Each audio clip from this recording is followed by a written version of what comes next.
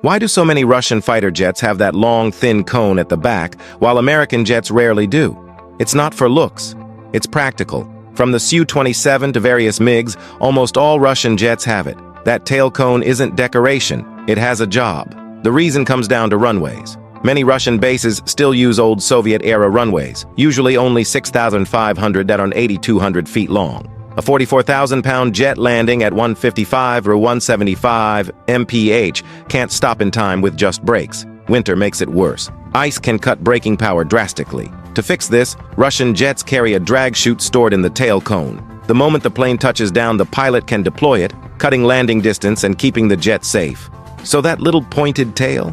It's all about safety and practicality, shaped by short runways, harsh winters, and operational needs. American jets mostly land on long, well-maintained runways, so they don't need it. Different conditions, different designs. That tail cone may look small, but it plays a critical role in Russian aviation safety.